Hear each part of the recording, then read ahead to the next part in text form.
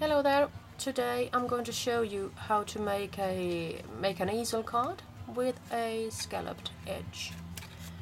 I found this stamp set from Crafter's Companion, and this one is called Popcorn the Bear, and this is a bundle of joy.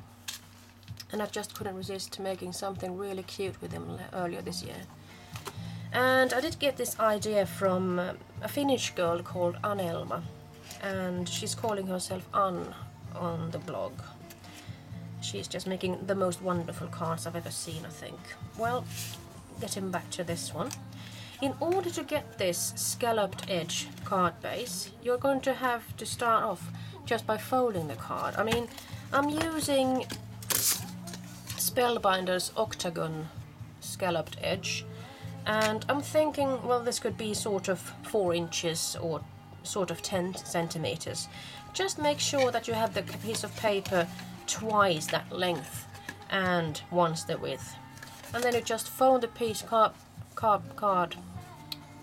base together, and then you're just going to die cut it in your die cutting machine. Actually, make sure that the die is getting just a little bit outside the back or the edge there from the card base, so it won't be cut out into 2 separate pieces. And then you're actually ready to go. What I have done so far are actually stamped the image and colored it with some Copic markers, and then I just cut out a circle and just, well, put a little bit of glitter here and there. And for the inner piece, I worked with a brown card first, but I'm going to do the opposite way here. I'm using a blue one. And in order to make the colors match, I'm just going to twist them and make them the other way. So I have cut out the circle once more, the same size as at the front, and then I'm going for an inverted scallop circle. And I'm going to finish it off with a piece of corrugated paper. It's really turquoise or strongly blue. And instead of having that lovely butterfly edge there, I'm going to use the flowers called Pansy, and these both come from Martha Stewart actually. So there's lots of goodies at Martha Stewart's. And let's see now. In order to make this work, I'm thinking of actually repeating the same thing that I did with the other one. So I'm going to put a piece of ribbon here, and I'm just going to put it across, so I won't be showing off that white so much. And I'm going to use my glue gun, because I think that's a proper way actually to make things work and stick. And I have cut this piece of ribbon just a little bit longer, so I'll be able to fasten it underneath.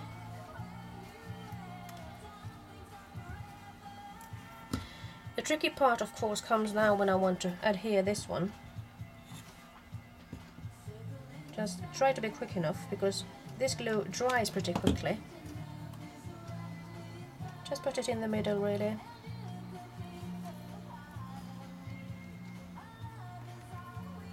Like so. And once it's stuck, it's really stuck there. So I mean, it's a really nice tool for you to use. And then I'm just going to fold these at the back, and of course I'm going to need something for that one as well. And just right, make sure that you don't burn yourself. It isn't that hot actually once it's out of the gun, but it's sticky, and it's supposed to be. So I'm gluing that one down there, and just a little bit here for the top part, like so.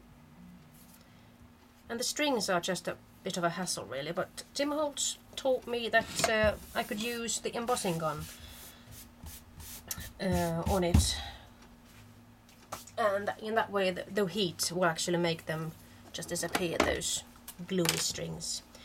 Just to make this a little bit more pretty, I'm actually going to cut these pieces off. Didn't realize it was that torn up.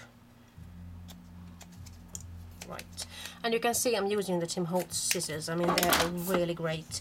They work on both paper and fabric, and even on metal actually. So although I'm not using them as much on metal because I don't want to destroy them.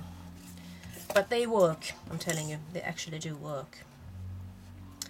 So now I have done this bit here, and I'm actually ready to just adhere it to this one. I could of course glue them both under the blue one. That's something I'm figuring out right now. Well, more glue. I'm just going to put it in the center, sort of, because I did cut this out beforehand, just to try to measure things up.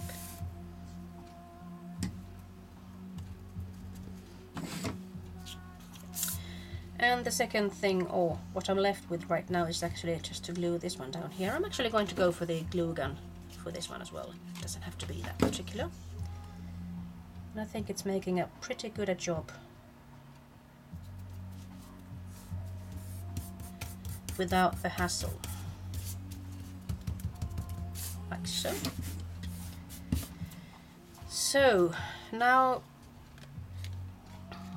I'm going to open this up, and I'm just going to put this one in the center, just trying to find out where the center is and have a sort of look-see what it's going to be like when this one is actually keeping that card there. For this one, I think I'm actually going to use my tape gun.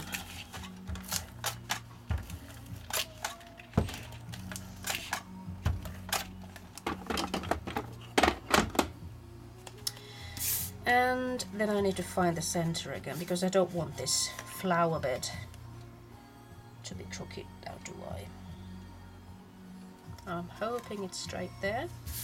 And as you can see, it actually works. It keeps it in place.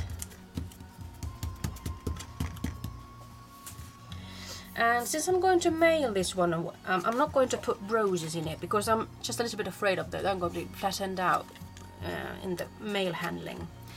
So I'm just going to put these flowers here, and I'm going to finish them off with a couple of brads or something.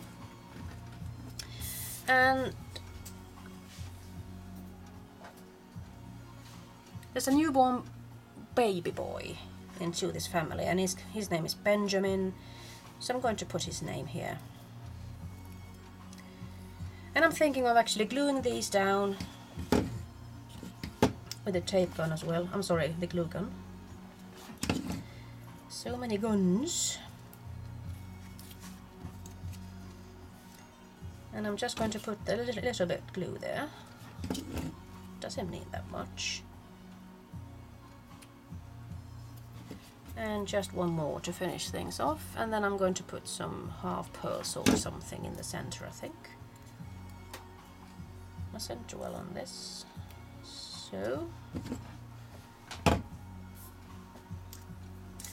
and then I'm going to just take off the cord there, because I don't want that one to melt anymore. And just to make a little bit, make this one make this one just a little bit more pretty, I'm going to put some half pearls here and there. I think I could go for every second actually. These are so handy to work with, especially when you've got good pliers or tweezers. But you know, accidents happen, and sometimes you find these on your socks or on your shirt or whatever. They have a tendency to fly away, even though you are very concentrated when you do this.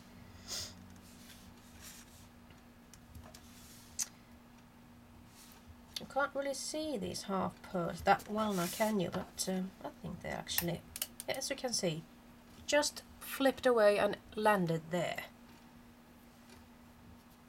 Well, I wasn't lucky this time, I suppose. And you mustn't squeeze too hard because it is a little bit slippery. Well, I see that I'm out of... Something went wrong here. I need to move this one there. And that one there. And then I'm going to go for the final one. And luckily I had one more. Like so. Evenly spaced out like that. So I'm thinking of actually putting 2 brown ones.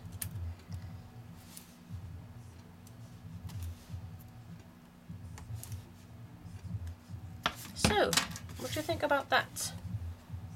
It's quite alright actually. I mean, it's pretty quickly done. And I have put some half pearls even in the center of the wheels, just to give it a pop.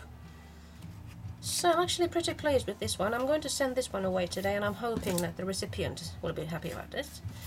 It's a pretty cute card, I think. Although I do like the butterflies just a little bit more.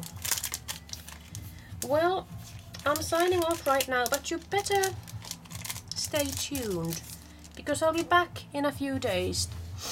Could it be the 27th of December? I'm going to announce something really fun to you. So keep out, look out for me. Bye bye.